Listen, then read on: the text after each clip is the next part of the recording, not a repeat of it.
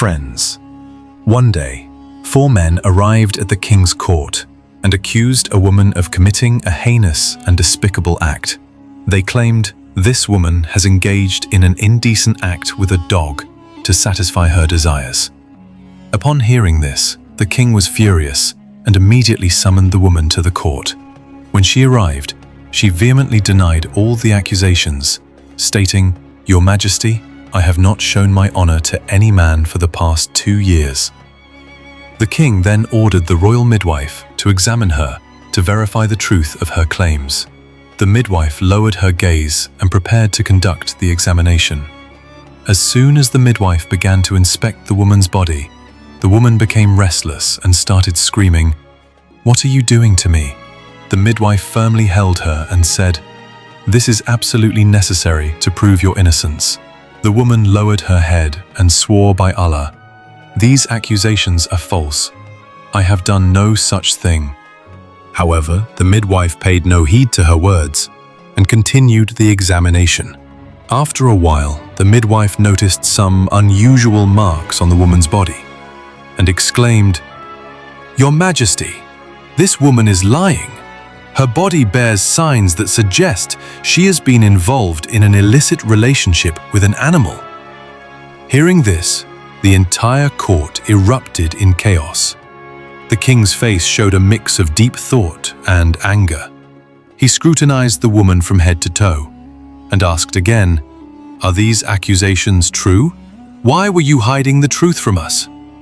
The woman once again insisted, "Your Majesty, I am not lying. These accusations are false."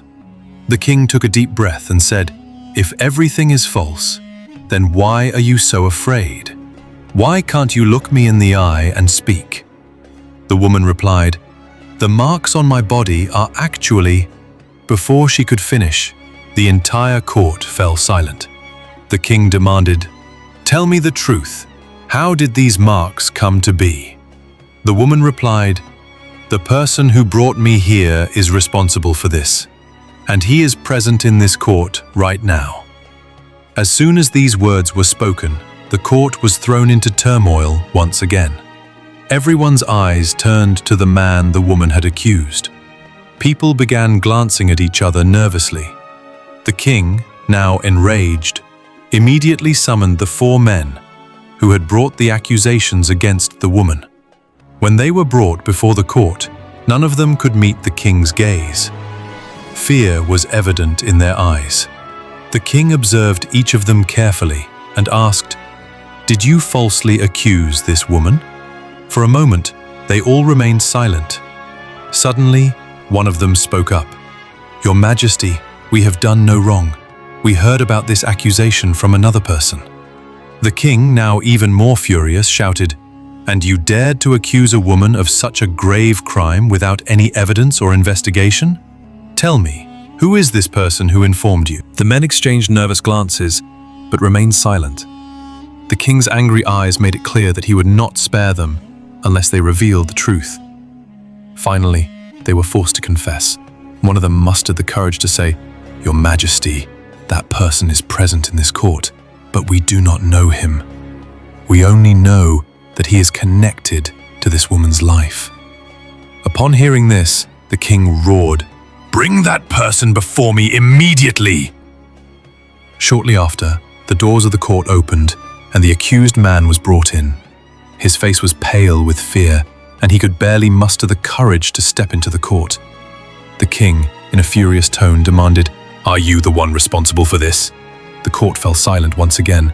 The man replied, "Your Majesty, this is false. I have done no such thing." The fire of anger still burned in the king's eyes. The king said, "If you are innocent, then why are you so afraid? Why can't you speak clearly?"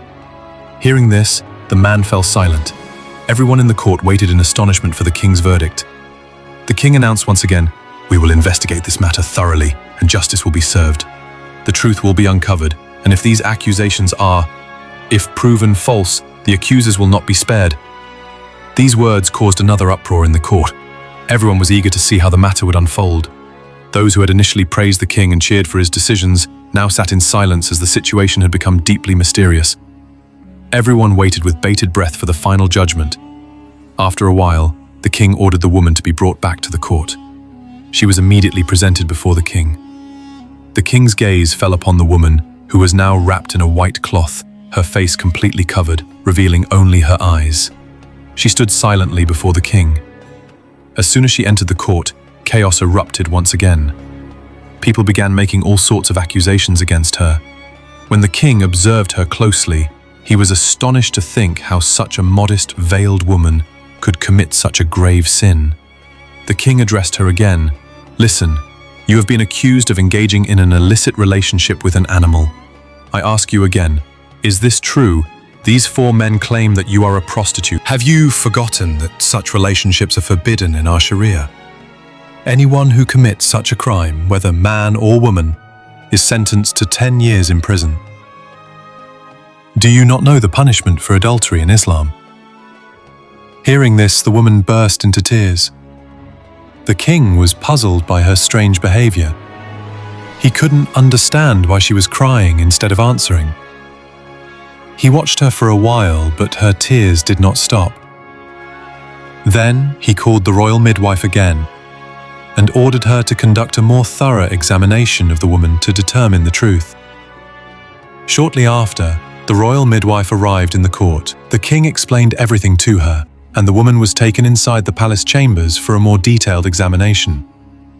Everyone in the court waited anxiously for the midwife's report. The king turned his attention to the 4 men, who stood silently with their heads bowed.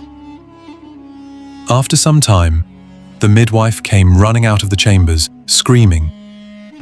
Her cries startled everyone in the court. Even the king rose from his throne. The midwife seemed to be on the verge of revealing a shocking truth, but hesitated to speak in front of so many people. The king gestured for her to be silent and ordered her to go inside the chambers. He himself followed her into the palace. The court erupted in chaos once again. Some continued to make wild accusations against the woman, while others began to defend her. After a while, the king emerged from the chambers. His expression made it clear that the situation had taken a dramatic turn. Behind him, the woman, still wrapped in the white cloth, stepped out. The king glared at the 4 men and said, "All of you, except one, may leave the court. You will be summoned later." The 3 men exchanged fearful glances and left the court. The king then addressed the remaining man. "You claim that there is a dog in this woman's house, and that you saw it with your own eyes. Tell me, what is the color of the dog?" Hearing this, the man fell silent. Everyone in the court stared at him in shock. The king continued to interrogate him, his sharp eyes fixed on the man. When the man failed to respond, the king demanded, "Answer quickly, what is the color of the dog?" The man, now flustered, stammered, "Your Majesty, the dog is brown." As soon as the answer was given, an unusual silence filled the court. Upon hearing the man's response, the king nodded his head affirmatively. The king gazed at the man, deeply lost in thought. After a moment, he sent the man out and ordered the second person to enter the court.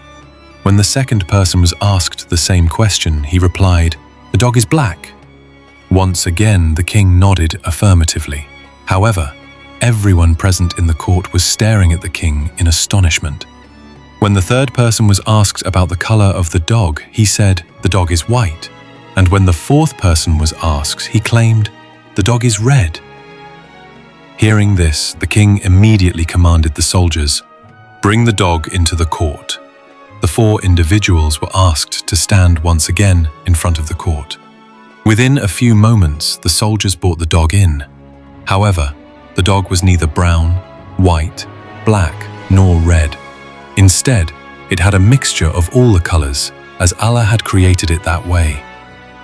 Upon seeing the dog, the 4 individuals began whispering among themselves. Their expressions clearly revealed that they had been caught in their lies. The king turned to the woman who had been looking at him with helpless eyes. The king then addressed the woman saying, "According to your statement, you haven't done anything with this dog. So tell me, why are these 4 people accusing you of such a grave offense?" The woman replied in a serious tone, "Your Majesty, I haven't harmed anyone. I always stay in my house. I neither go outside to meet men, nor do I speak to them. Yet I don't understand why these people keep accusing me behind my back. What crime have I committed that they are chasing after my honor? I am helpless. My marriage lasted only a year, and then my husband passed away. After that, people began exploiting the situation." Upon hearing these words from the woman, the court fell into silence once again. The king looked at the four individuals with a suspicious gaze. The woman continued to cry. She said to the king, "I rarely go outside unless absolutely necessary. Yet people continue to talk ill about me. I knew that living alone in this world would be difficult. I had neither the shadow of my parents, nor my husband's, nor any elder sibling to support me. That is why I turned to Allah for help. I used to confide all my complaints to Allah. I have many needs at home, yet I never engaged in any sinful actions or committed any wrongdoings. As people saw my piety, they began to respect me. Even those who had previously taken advantage of my helplessness stopped doing so. But there are still people in this world who do not allow widows to live peacefully. And these four are just like them. Your Majesty, when my husband was alive, I never even stepped outside the house. He took care of the household's earnings while I stayed at home, taking care of him and managing the household. But after my husband's death due to a serious illness, I confined myself within the house. I began staying inside, praying to Allah and worshipping Him. One day I had gone outside for an important task. As I was returning home, I saw a small puppy lying on the road, severely wounded. I looked around and saw there was no water supply nearby. Seeing the puppy panting, I assumed it must be thirsty. I picked it up in my arms and took it home. I took care of the puppy, applied medicine to its wounds, and gave it water. Slowly, the puppy began to recover and became very fond of me. Having the innocent little puppy at home made me feel a bit better. After my prayers, I would sometimes talk to this helpless creature. It felt like it was a real person, listening to everything I said with full attention. From that day on, the puppy started living with me at home and never went outside. Then, one day, I had to go out for some urgent work. Since there was no man in the house, I had to do everything on my own, big or small. Whenever I went out, 4 men would stand on the street corner and leer at me, making inappropriate comments. One day they crossed all boundaries. Following me, they reached my house. Terrified, I ran inside and locked the door, hearing their laughter from the other side. But the harassment didn't end there. Whenever I left my house, they would laugh at me and make nasty remarks. One day they crossed all lines. I was at home with my little puppy when one of them came and said he wanted to spend the night with me. His words terrified me. I didn't know who he was, so I told him from behind the door, "I haven't opened a brothel here for you to come and ask to spend the night with me." These men had humiliated me and said vile things, but I never took any action against them. Perhaps that was my biggest mistake. I hadn't seen the man's face who spoke to me that day, but maybe he was one of these 4 men. The next morning, another man came to my door and began saying similar crude things to me. He told me, "I have fallen in love with you. I want to spend time with you. In return, I will give you anything you need, money, wealth, anything you want." I couldn't understand who he was, so I went to the door and told him, "If you love me so much, marry me. I cannot be involved in any illicit relationship." As soon as I said that, he replied, "I have no problem marrying you, but I am already married. I have 4 wives, and they brought a lot of wealth with them. If I marry you, my life will be much more difficult, so I am willing to give you lots of wealth, but I cannot marry you." Hearing this, I shut the door on him. From then on, I became afraid to go outside for any reason. I started praying to Allah for protection from these cruel men. After that, people began gathering in front of my house, throwing stones at my door, calling me a disgraceful woman, a prostitute, and using even worse language to insult me. I couldn't even leave my house. I didn't understand why this was happening to me when I had done nothing wrong. The woman broke down in tears as she spoke. Seeing her cry, the king turned to the 4 men who were silently watching her with their heads lowered. They remained completely silent. One of them spoke. "This woman is lying. Nothing like this happened. She's making up stories." The king spoke up. Is this woman lying, or are you the ones lying? Then, when the puppy was brought into the court, everyone in the village, including the 4 men, was shocked. The reason was that the color of the dog was not at all what the 4 men had described. It became clear to them that they had been caught. At that moment, they began to fake cry and begged the king, saying, "Your Majesty, please forgive us." But the king looked at them with disdain and said, You have tried to blame an innocent woman. Will you admit your crime yourselves, or should I deliver your punishment? They said, "No, Your Majesty, please have mercy on us. Our intentions were truly wrong. When we found out that this woman was a widow, young and very beautiful, we thought we would take advantage of her. We tried many times to get involved in an illicit relationship with her, but she is a virtuous woman. She never agreed to our advances. One day, when I went to her house with my proposal, I heard the sound of a dog barking from her house. I was surprised by the barking. I realized that this woman was not alone at home, she had a dog with her. At that moment, I got a wicked idea.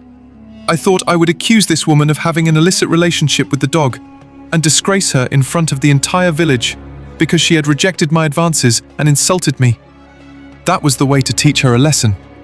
So my 3 friends and I started spreading rumors about this woman throughout the village. We told everyone that she kept a dog at her house and used the dog to fulfill her desires. The villagers believed us easily, and they began to think of her as an immoral woman. Your Majesty, please forgive us. Sister, please forgive us as well.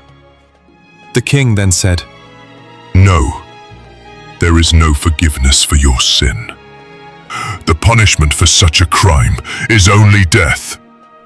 You have falsely accused a virtuous and pure woman. According to Islamic law, the king pronounced the 4 men guilty and sentenced them to a harsh punishment. The villagers stoned them to death. This incident teaches us the importance of protecting a woman's honor and the severe consequences of falsely accusing her.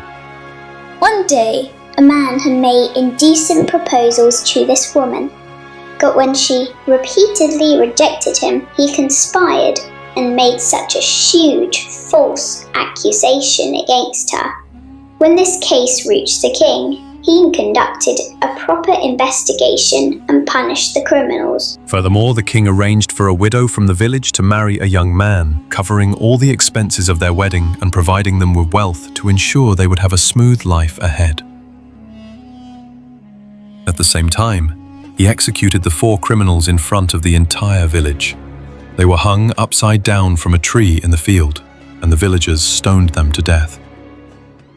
From this incident, we learn that Allah always protects His righteous servants and saves them from false accusations. May Allah protect us from false accusations and guide us to always follow the path of truth and justice. Ameen.